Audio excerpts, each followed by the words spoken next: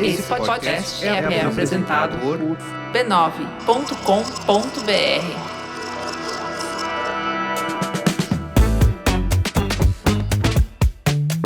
Júlia Rabelo. Olá, Tata Lopes. Tudo bem? Tudo bem, e você? Tudo bem. A gente tá bem depois que a gente assistiu Adolescência? Olha, não tenho uma resposta rápida pra isso. Não sei, tenho sim, não sei. Entendi. Porque, gente, o tema de hoje a gente vai debater um pouco a tão falada e aclamada série Adolescência, da Netflix. Menina, virou um surto, né? Todo mundo só fala disso. Sim. E que é óbvio que, gente, esse é um episódio com spoiler pra quem não viu, então... Se você não viu, veja. Se você já viu, continue aqui. Mas aí, se você não viu, volta aqui para depois a gente continuar falando sobre nas redes sociais.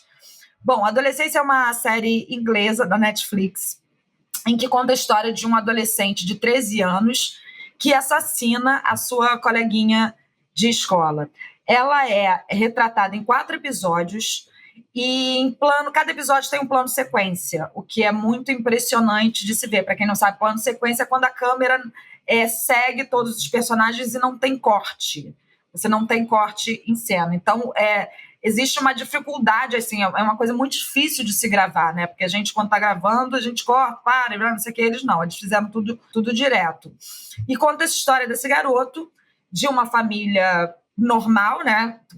Eu faço em aspas para quem não está ouvindo normal, porque para mim nenhuma família é normal, e que esse menino de 13 anos assassina a coleguinha com 8, 9 facadas, eu não lembro direito. E conta a história desse drama, e a partir dos pontos de vista, né, da investigação, dos seus colegas de classe, da família e da relação dele com a psicóloga. E aí, Júlia, eu trago aqui para você, quero saber o que você achou dessa temática e o que a gente pode conversar sobre. Olha, eu acho o seguinte, eu acho uma obra de arte mesmo.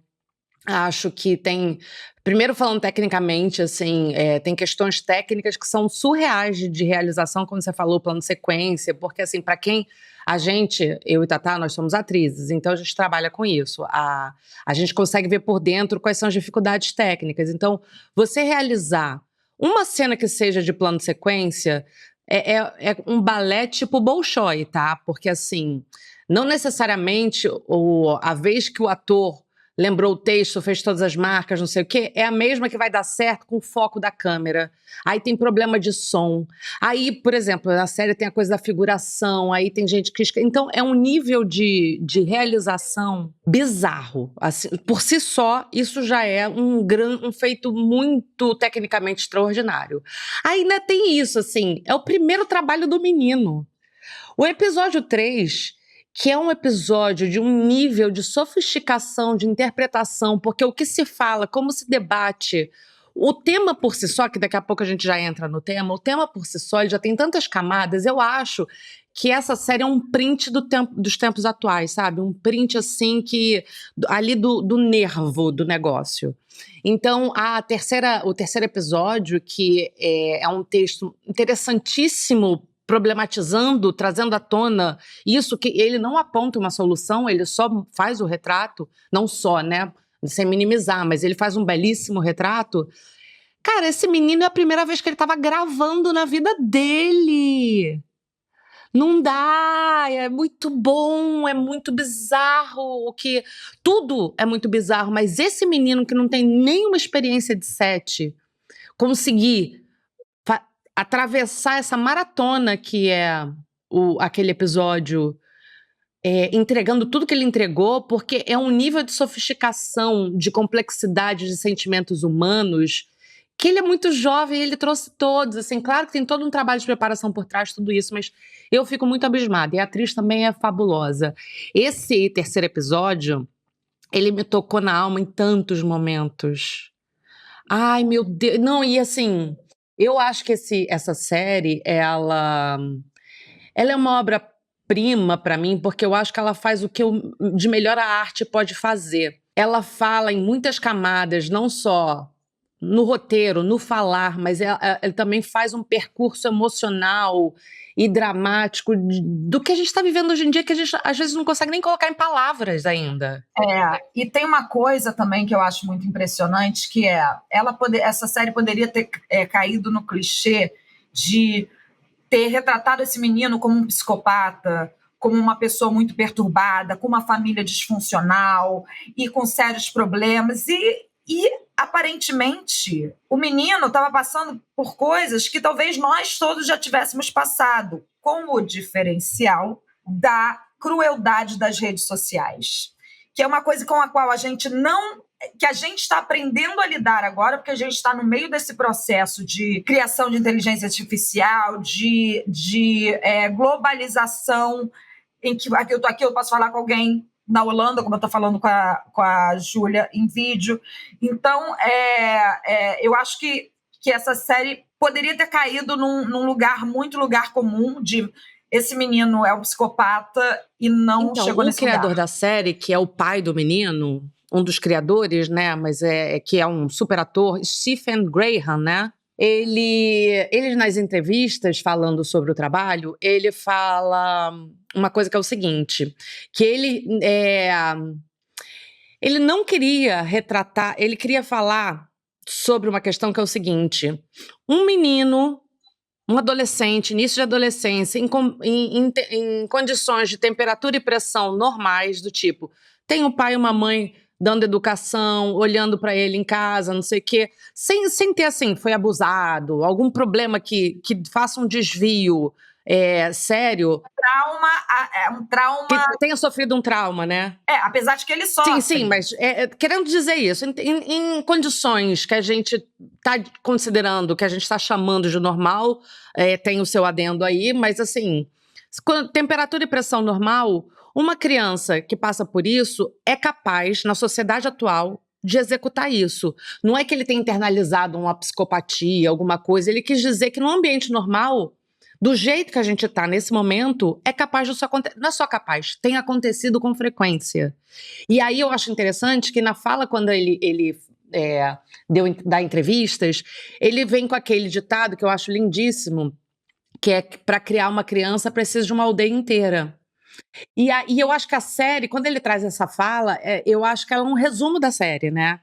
Porque tanto que ela é dividida em 4 episódios, então ele fala ali de quando o menino é preso, fala na escola, fala como é uma sessão, como funciona dentro coloca o menino para falar, né, através do contato com a terapeuta, e depois como é isso, o resultado disso na família.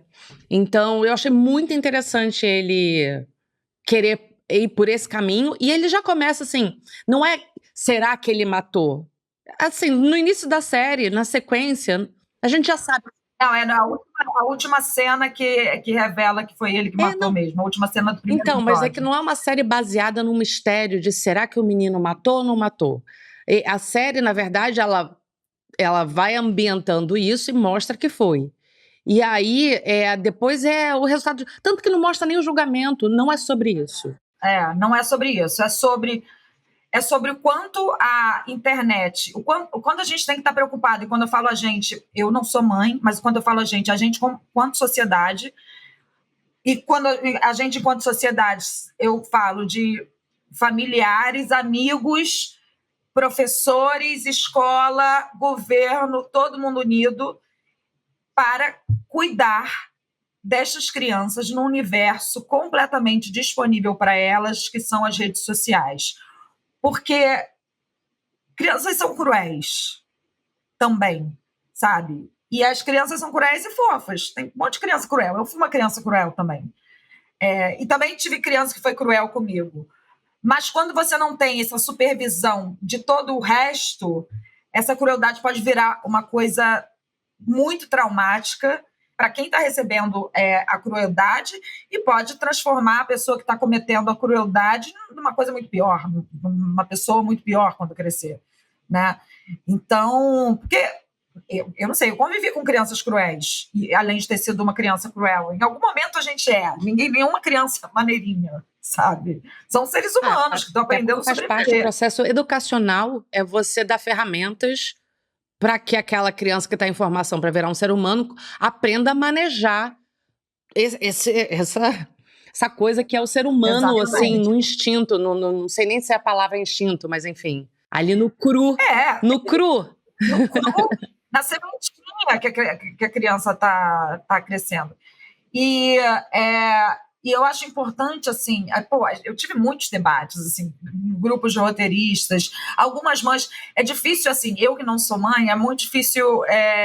Não é difícil opinar, porque eu opino, foda-se, mas algumas mães acharam no grupo, num dos meus grupos, né, debatendo, que a série foi um pouco alarmista. Mas eu não acho, porque eu acho que vivemos em tempos alarmistas, e para combater essa crise existencial que a gente vive hoje, a gente precisa de um alarme que fale assim, sabe, um pescotapa, sabe, em todo mundo. Ei, se liga, olha o que está acontecendo. Bom, eu conheço uma criança que um coleguinha dela mostrou um vídeo do Xvideos para essa criança. E essa criança que recebeu o vídeo dos Xvideos não sabia o que era sexo, nunca tinha visto nem nada, tinham 9 anos. E assim, isso é assustador, você saber que tem uma criança numa escola mostrando vídeo do Xvideos para outras crianças, especialmente para uma menina. É muito doido isso, né, cara? Porque eu acho que as redes sociais, a gente ainda não sabe, a gente ainda tá aprendendo, mas enquanto... É aquela história de trocar o pneu com o carro em movimento. Só que o carro vai ficando cada vez mais ágil, as coisas vão ficando mais ágeis, agora tem inteligência artificial, então a gente não tá dando conta nem de elaborar. E eu acho que as redes sociais, elas são uma ferramenta muito potente. E aí você coloca isso na mão de criança. Antigamente, nessa pesquisa para essa pauta, eu ouvi em algum lugar, já não sei mais onde, que eu até já usei muito essa imagem, que eu acho ela interessante, de falar que as redes sociais eram a praça pública. E que lá na praça pública você fazia muitos contatos e, ao mesmo tempo, também tinha algumas desavenças, não sei o quê. Usei por muito tempo, mas ouvi num desses lugares falando o seguinte: não é mais uma praça pública, é uma grande cidade. E que, às vezes, você pode deixar o seu filho perdido no meio de um esgoto. E, às vezes, nem é tão público assim. Porque essas crianças estão entrando em grupos de Discord que pais não sabem nem acessar. Antes disso, a própria série fala que os adultos não sabem nem fazer uma leitura correta do significado dos emojis. Exatamente. Então, bem antes disso, já tem falha de comunicação. Então não é tão público, porque tem uma galera que não tem acesso e não sabe ter acesso. E eu tenho muita pena dos pais, porque é mais uma demanda. E aí, quando eu falo pena dos pais, eu tenho muita pena da mãe, que geralmente essa demanda vai para a mãe, que é a demanda de preciso estar atenta a que meus filhos estão vendo na internet. Não é que eu coloco essa demanda na mãe, essa demanda não é da mãe, essa demanda é dos pais, mas certeza absoluta que as mães é que todo dentro dela, né, na formação de criar um ser humano viável minimamente, né, que seja funcional socialmente, enfim. E fica tudo realmente em torno da mãe, fora 1000 outras coisas, né? E além disso, bom, a gente está vivendo essa crise da masculinidade, que é uma coisa maluca, doida, né? Que é uma crise de masculinidade, mas é uma crise de poder, né? Que é o poder que estava sendo dos homens brancos passou a ser dividido por conta de lutas feministas, antirracistas, né? Não passou a ser dividido, passou a ser disputado com mais pressão, porque dividido... Se depender dele, não vai dividir. Não passou a ser dividido, mas começou a rolar uma pressão muito grande. E aí, não é que nem só começou, né, Júlia? Porque essas lutas vêm há muito tempo. Exatamente. Mas eu acho que com as redes sociais, essa luta passou a ser mais difundida. A gente passou a ter mais acesso a essa luta, né? A rede social, ela é uma grande arma de comunicação, pro bem e pro mal. Uma grande arma. E por isso que o poder, a capacidade de destruição também é muito grande. Mas você fala da crise de masculinidade, eu penso muito sobre isso, cara. É um assunto que eu fico pensando o tempo inteiro.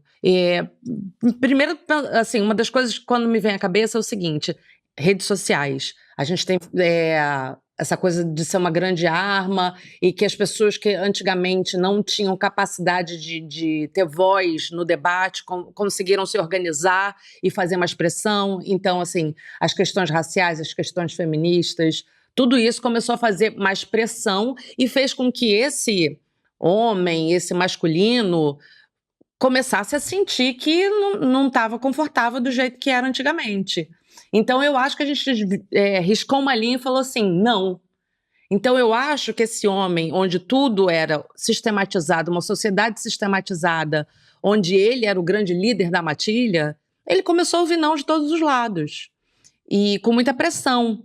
Agora, eu fico pensando o seguinte, assim, tá bom, então esse homem, ele agora vê um monte de resistência, tudo que foi oferecido para ele como ferramenta, tudo que ele foi educado, agora que era tudo natural, entre muitas aspas, agora já não é, agora ele é responsável por isso, por aquilo, por aquele outro, e eles ficaram acuados.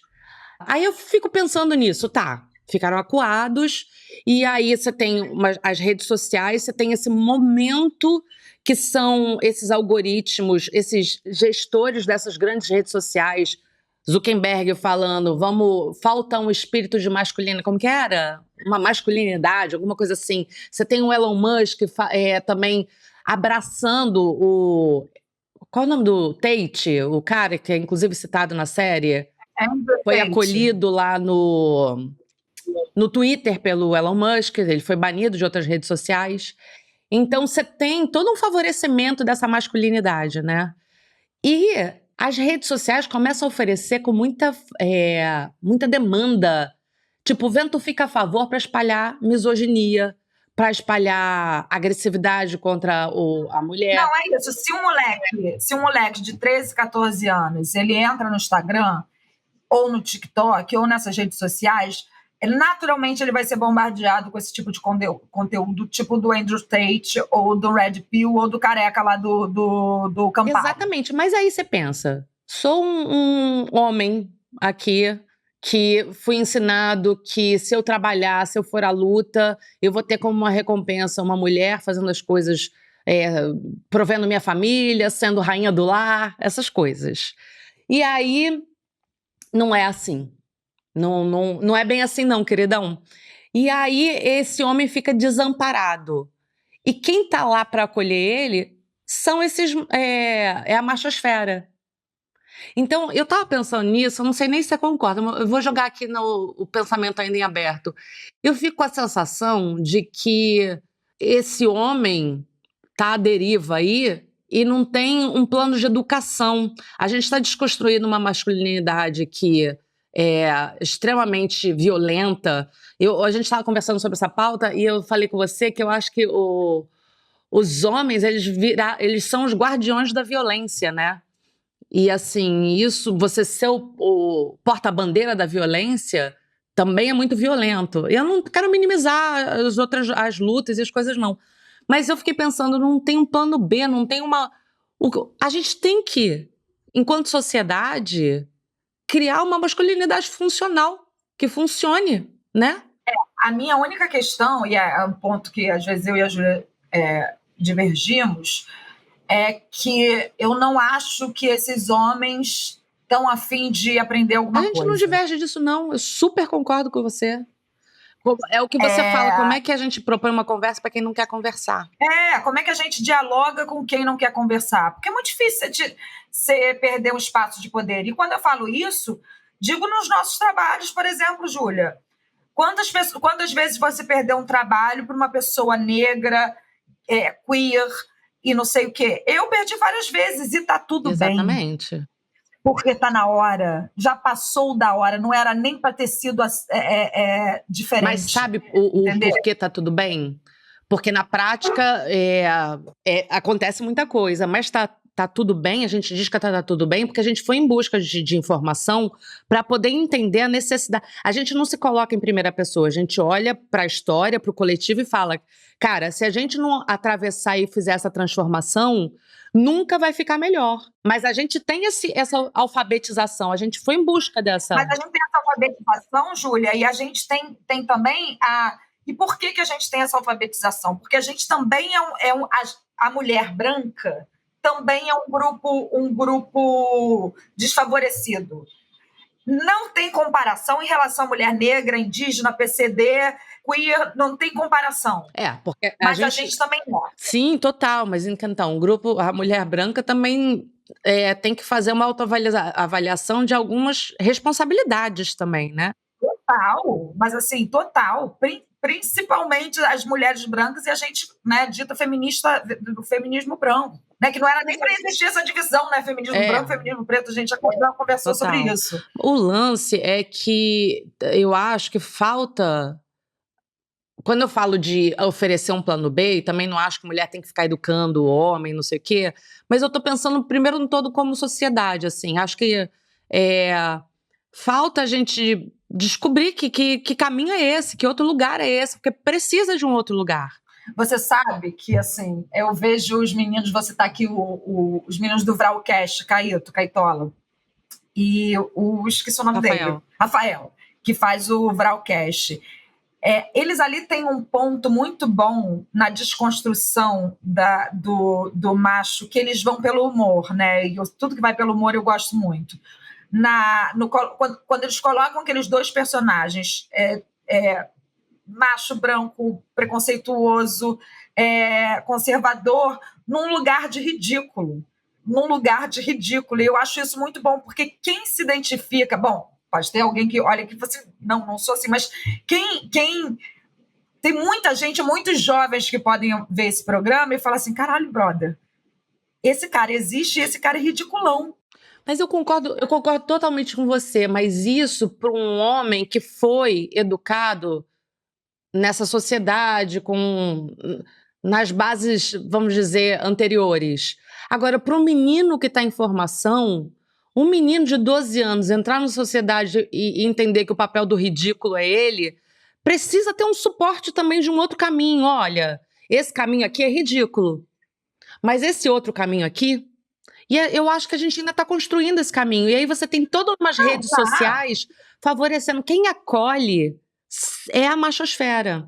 Quem acolhe esse homem que não sabe para onde ir, que está com uma crise de identidade, é a machosfera. Mas sabe por que acolhe também? Não é o que acolhe. Eu acho que não sei se acolhe. Essa galera vai atraído por esse viés de pensamento... Porque é o mais fácil. Claro, ter raiva, achar culpado. É mais fácil, é muito mais fácil. Mas por isso que eu falo que eles acolhem, eles oferecem um culpado. É muito mais fácil você não ter que pensar. Por isso que tem tanta mulher, por exemplo, que tem resistência ao feminismo. Não é porque é mais fácil, porque é difícil o feminismo, não é por causa disso. É porque é mais fácil, menos doloroso se perceber no lugar de vítima. É muito menos doloroso perceber, é muito menos doloroso você entender que o seu parceiro está sendo um babaca contigo, ou que você está sendo maltratada no seu ambiente de trabalho por causa do teu gênero, entendeu? É muito mais fácil. E é isso também que traz essa onda de conservadorismo no mundo. É muito mais fácil tudo, a gente está indo muito pelo caminho mais fácil. Eu não sei se é mais fácil, amiga, porque assim...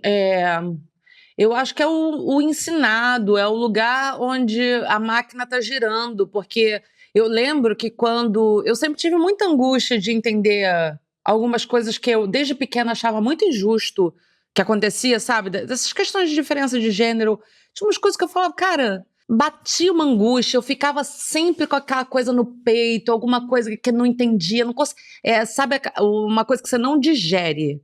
Eu fiquei com vários problemas de digestão intelectual. E quando comecei a aprender, e cheguei tarde nesse conhecimento, e ainda estou chegando, que a gente está aqui também para poder aprender, na verdade, né?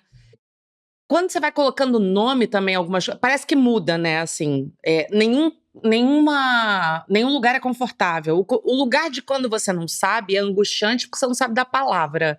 Agora, quando você acha a palavra para nomear, você toma consciência da injustiça, do porquê, gente. É isso. A tomada de consciência do ser humano para qualquer situação é dolorosa. Mas então, ainda assim, em algum lugar eu me sinto, pelo menos, me protegendo um pouco mais quando eu sei o que está acontecendo. Entendeu? Quando eu dou nome às coisas, para mim é como se eu tivesse dado um passo para tentar resolver um pouco mais a situação. Mas pode ter isso para muita gente um pouco do contrário. Que, por exemplo, uma mulher que está em situação de vulnerabilidade dentro do casamento, né? Não necessariamente sofrendo violência, mas porque quer trabalhar e o marido não quer, não sei o que lá. O que ela vai escolher?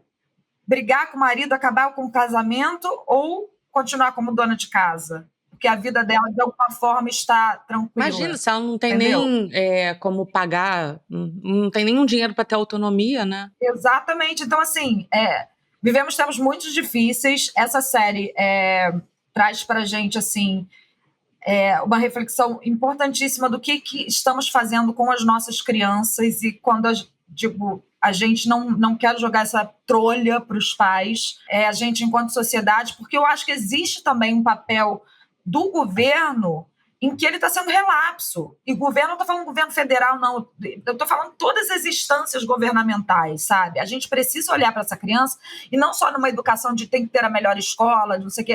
A gente precisa ensinar feminismo nas escolas. Por que a gente está deixando esse olhar passar? A gente precisa ensinar, começar a contar a história do racismo no Brasil da forma como ela aconteceu e não da forma como muitas vezes a gente nos foi ensinada. A gente precisa ensinar que o Brasil não foi descoberto, caralho, sabe? Então, a gente precisa também, porque é um trabalho em conjunto e é trabalhoso. Tem que ser escola, tem que ser amigo, tem que ser família, tem que ser o amigo do amigo do amigo, tem que ser todo mundo junto, porque senão a próxima geração, ou não, essa geração que já está matando crianças, aí fodeu, né, galera? Aí vamos assim, fodeu, bandeira branca. Não sei, assim, eu acho que assim, a questão da desigualdade de gênero é uma coisa que não é de hoje. Violência contra a mulher também não é de hoje. Eu acho que o que eu fico pensando é que a ferramenta redes sociais potencializou uma coisa que já era completamente injusta.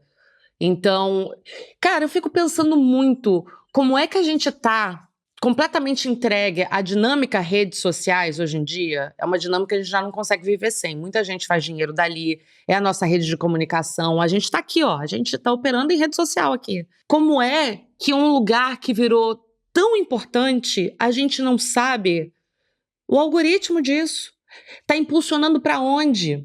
Esse poder na mão desses caras é um nível de concentração de poder e a gente percebe que esse algoritmo favorece raiva, ódio, tudo que faz as pessoas se moverem por uma paixão da raiva potencializa muito. E então o masculinismo, essas coisas todas, elas ganham muita força. Eu acho muito doido. Aí você vê crianças matando crianças, você vê que o desenvolvimento dessas crianças fica super comprometido, porque tem vários recortes também. A gente está falando num recorte aqui mais do machismo, não sei o quê, mas tem vários recortes que você falou que os pais estão debatendo, tem muitas coisas. Mas, caraca, como é que onde vai parar esse caminho? A gente precisa muito falar sobre... Eu não sou uma grande estudiosa sobre algoritmo, mas a minha sensação que dá a gente precisa saber do que se trata. A gente precisa ser apresentado para... Sabe aquela depoimento no Fantástico que dá um blur? O blur desfoca o rosto? Minha sensação é que a gente está conversando com o algoritmo que está desfocado o tempo inteiro. Saudade de receber vídeo de gatinho, né, amiga? Pois é. Saudade, dá uma saudade, em vez de estar recebendo um negócio do pílula azul, pílula vermelha, porque eu fico muito preocupada com essas crianças. Eu tenho só sobrinha mulher, graças a Deus, mas, ao mesmo tempo, é uma preocupação com elas demais, assim. Porque elas, daqui a pouco, estão entrando na adolescência E eu quero muito que elas sejam mulheres fortes e entendedoras disso que a gente está falando aqui agora, sabe? E com uma autoestima foda para poder encontrar, quando esbarrarem nessas situações de machismo e misoginia, saberem se defender, porque vão esbarrar. Por mais que a gente esteja, né, nessa quarta onda de feminismo, a gente ainda tem tanto trabalho. E quando perpassa a violência, essa violência que traz feminicídio, isso deixa, eu imagino que deve deixar qualquer pai e mãe enlouquecido. Completamente. Eu concordo totalmente com você. Eu também tenho uma sobrinha. Eu fico pensando assim, tudo isso, essa busca de entender o feminismo e organizar e começar a tentar montar na minha cabeça, ensinar para mim mesma a história pela perspectiva das mulheres, né? Porque a gente foi ensinado a história pela perspectiva dos homens. Então eu fico pensando nisso, assim, a minha sobrinha, quero muito que ela esteja num mundo onde ela não passe pelas mesmas coisas que eu passei. E também é quase uma... Eu quero poder oferecer para a menina que eu fui uma adulta que aprendeu a se defender. Agora, além disso, juntamente com isso, não além, juntamente com isso, eu tenho próximo de mim o meu sobrinho, e aí deposito nele, né, assim, a referência de todos os meninos. Ele tem 9 anos. Todos esses meninos que estão chegando. E, cara, eu desejo um mundo também muito legal para eles. As pessoas confundem muito feminismo com raiva aos homens. Pelo contrário, cara, eu tenho tanto amor ao masculino. Eu estava falando ontem com você, né, que eu acho que tem um equilíbrio, um balanço nisso do feminino e do masculino. Acho que todos nós temos femininos e masculinos dentro da gente. E eu torço muito para que esse masculino encontre um nível saudável, assim. Eu acho que eles também estão completamente entranhados de muita violência. Eu acho que eles também têm que fazer um caminho que nós mulheres fizemos, que é aprender a nomear muitas coisas, sabe? Agora, eu torço muito que a gente encontre um lugar de diálogo nisso tudo, porque tem sido difícil. E eu concordo com você. Como é que conversa? Quando um não quer, dois não brigam, né? Assim, como é que conversa se o outro também não tá... Eu não sei. Eu acho que a série Adolescência abre... pontua bem as perguntas, sabe?